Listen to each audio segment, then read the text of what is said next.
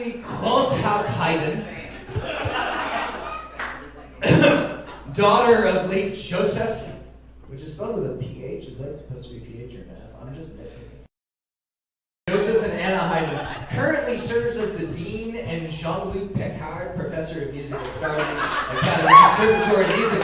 She specializes in a veritable tumbler of eclectic areas and is the founder and current editor-in-chief of Music Theory Augmented. Make some noise.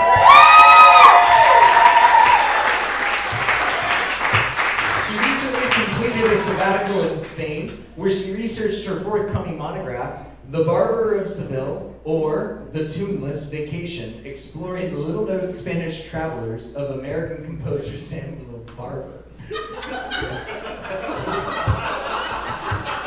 To be published in 2019 by Alpha Quadrant University Press. Striving to thrive at age 255, Klosshaus-Hayden is presently collaborating with eminent scholars in the fields of otolaryngology, and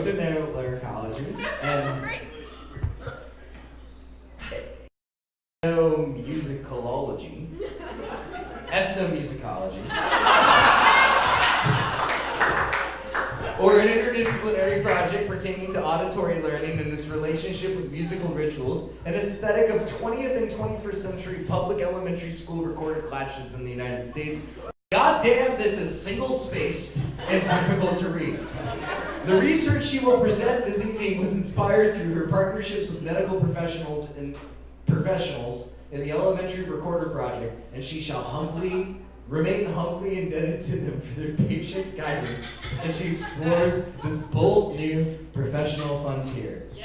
Give it up for Ashley Klosshaus-Hayden.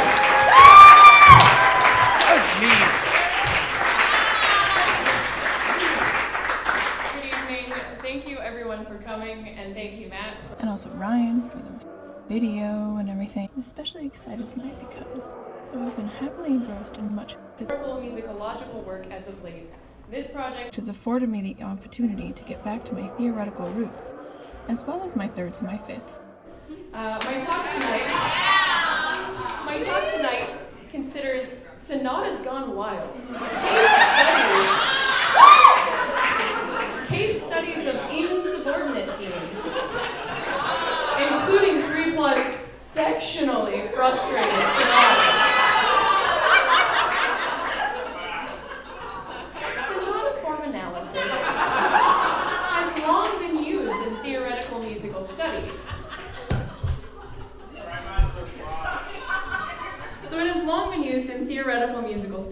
Primarily to aid examination of the sonata genre and diagnosis of a work's distinct components. In an academic circle jerk, so to speak.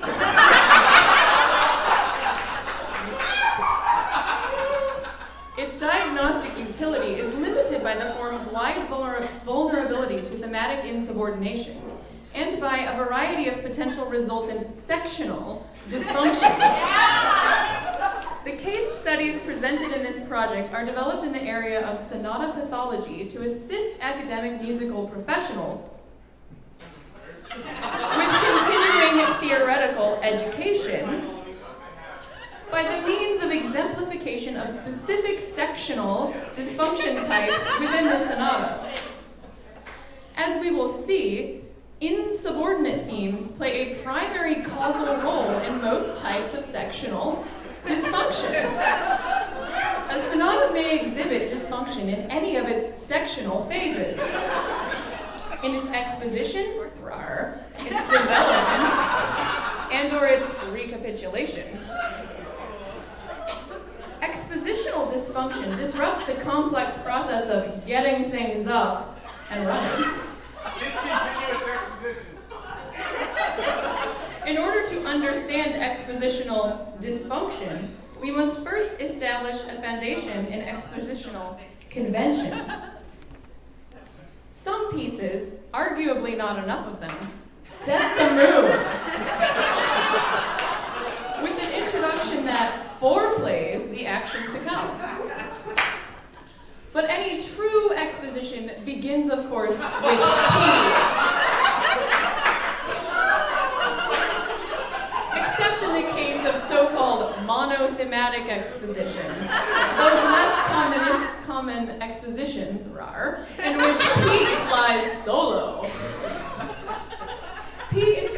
conventionally followed by a subordinate theme. In minor mode sonatas, the subordinate theme typically appears in the relative major, and one of the few socially cultivated conventions, aside of course from childbirth, that calls for a minor to be in its relative.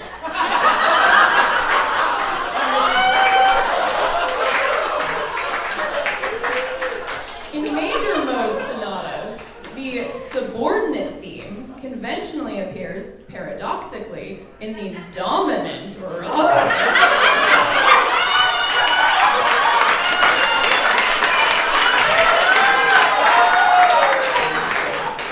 In conventional major mode sonatas, then, these so-called subordinate themes are in actuality inherently insubordinate by virtue of their status as dominant.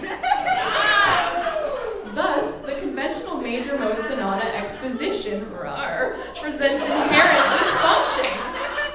Such dysfunction occurs in the case of the opening movement of Mozart's keyboard sonata in D major, K284.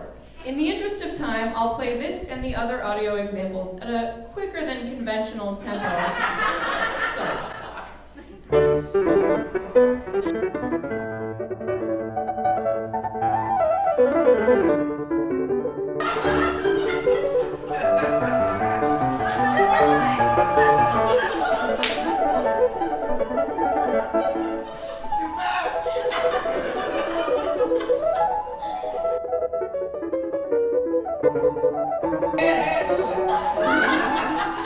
The Mozart.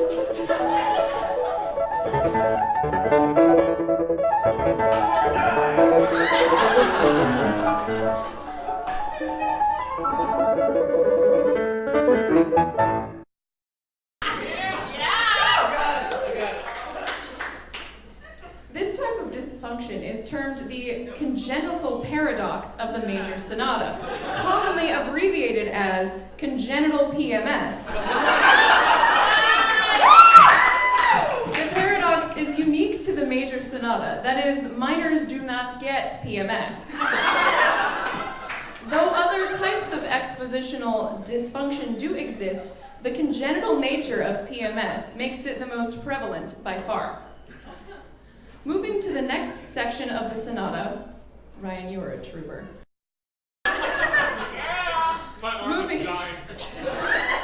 A little death or just a regular death?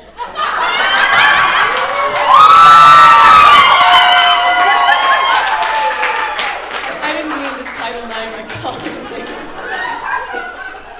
Moving to the next section of the sonata. As in many organisms, the sonata's developmental phase constitutes a central and intimately complex portion of its existence. This period is marked by dysfunction and sectional chaos. Sectional chaos! Unfortunately, time constraints preclude me from engaging in discussion of the many types of developmental dysfunction in this presentation, though such considerations certainly warrant extensive attention within the scope of a different project. Sectional dysfunction during the recapitulatory period is not at all uncommon. After all, capitulating more than once in a single sonata is no small feat. Two distinct types of recapitulatory dysfunction arise from insubordinate thematic behavior, and I will present a definition and case study for each of them shortly. But first, for comparison, a conventional recapitulation begins with material from P, followed by material from the subordinate theme. Let us return to the case of the previous case of the opening movement of Mozart's K284 for an example of a conventional recapitulation.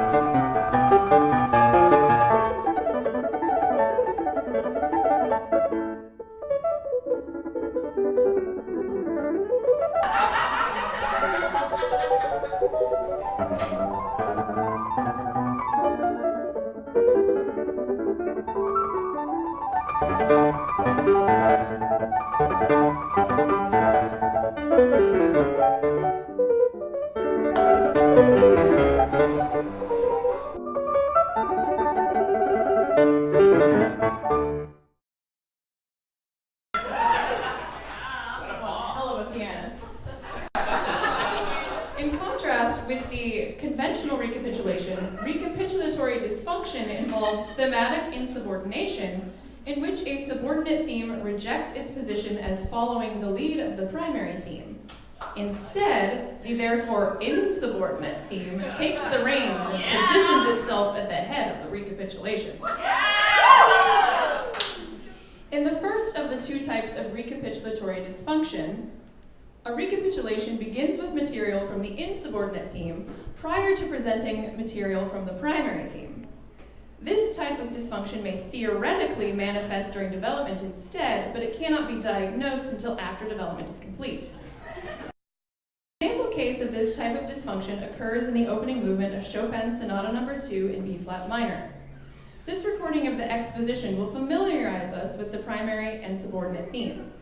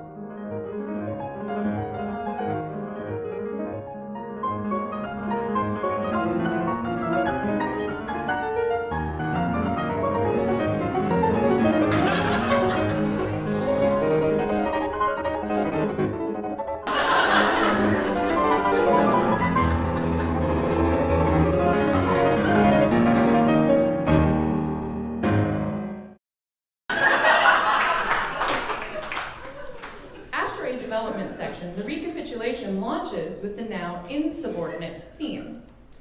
As we will hear in the recording of the recapitulation, this insubordinate theme is followed by material taken from the closing zone of the exposition, which we all heard very clearly, prior to a brief reappearance of P material just before the end.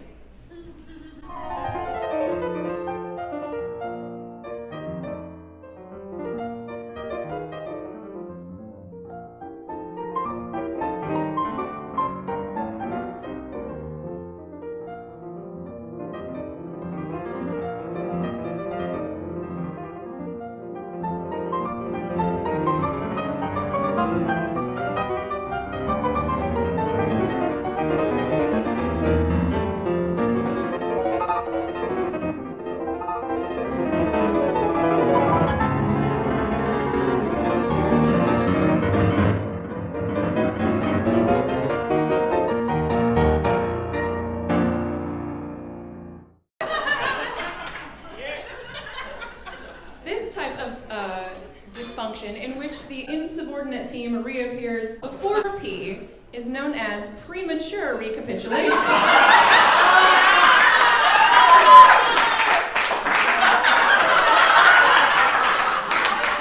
S finishes off before P and starts the after party earlier than anticipated. In a second related type of recapitulatory dysfunction, a recapitulation begins with material from the insubordinate theme and omits presentation of P material entirely. An example case of this occurs in the F major second movement of Haydn's keyboard sonata in C major, Hoboken 1635. They're in the wrong direction. What? Here is a recording of the exposition for thematic familiarization.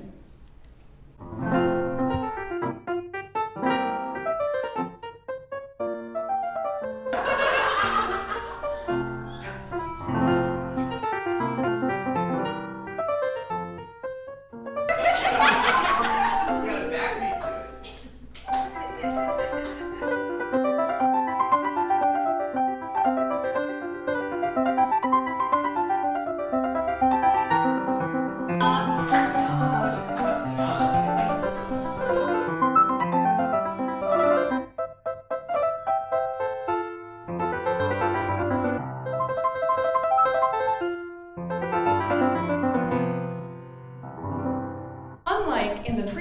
case, P does not reappear in the recapitulatory space of this sonata.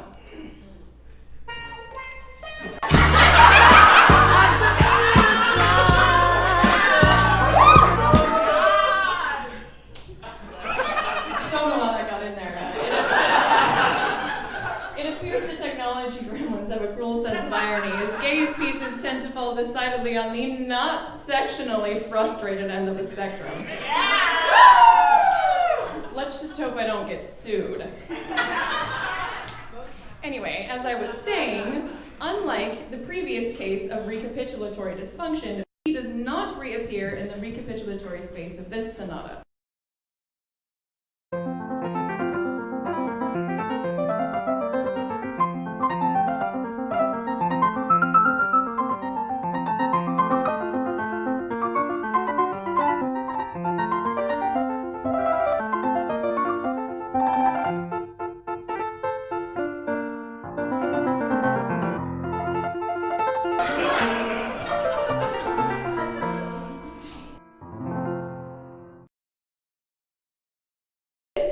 Dysfunction in which the insubordinate theme reappears in the absence of P is known as recapitulatory shrinkage.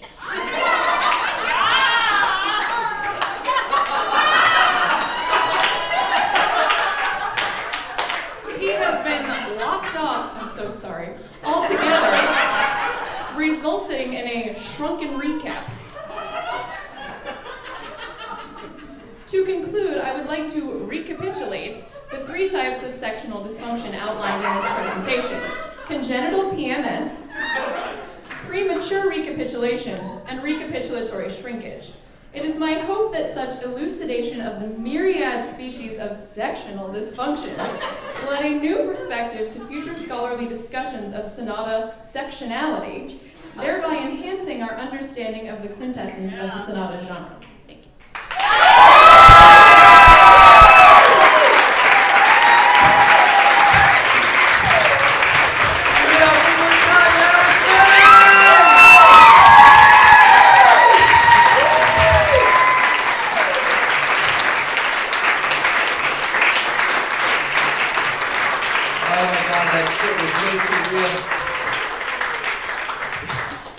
We have so many questions. I think we almost killed Dr. Atkinson. I looked over and I was just like, kept looking at him being like, yeah, this guy, yeah, all right. Okay, so questions, here we go. We got a couple of them.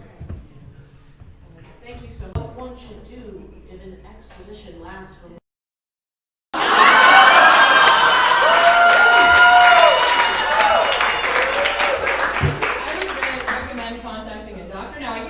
Dr. Thompson.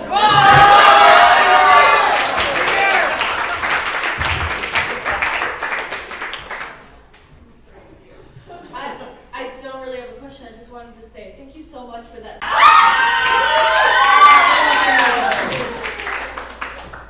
Thank you for your fascinating discussion of recapitulatory dysfunction. Now, you talked about the S-ness of the recap, but could you talk about the penis of the exposition?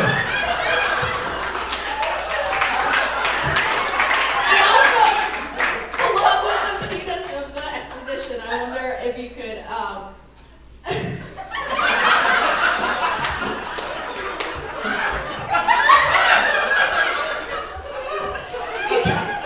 if you could expand on the story.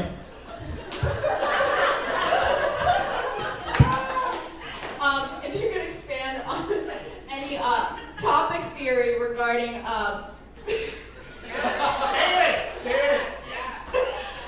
thunderstorms or showers.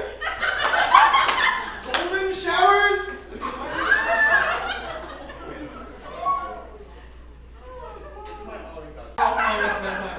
Now I want to get to this question about expansion. Wow. That's a pretty great question. So this question, I hear that they make pills for expansion. I don't know if they work. I don't have the equipment for that. So.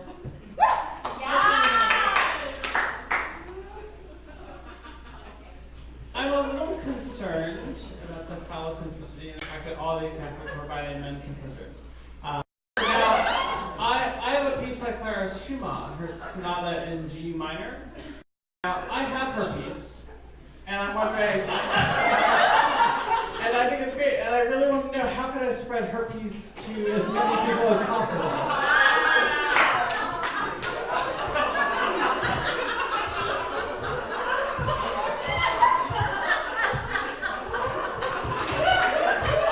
I was afraid that this question might flare up, and as much as I thought about it, it's really hard to avoid herpes at AMS after dark. So, other terms like trimodular or decline. Talk about how that ties into the meat. Well, I want to avoid the Me Too or any discussion of Type 2 for that matter. It's just the number 2. I try to avoid talking shit at conferences. Now, the trimodular block, if we had more time, we could maybe talk more about this menage a trois scholarship. But I really appreciate that. I think that maybe we could do a collaboration. And we need one other person. Is anybody interested? Subvention! What? I don't know. I don't really even know what that word means. I think it just means give us money and we'll do shit, you know? Yeah. Here, then we'll get started with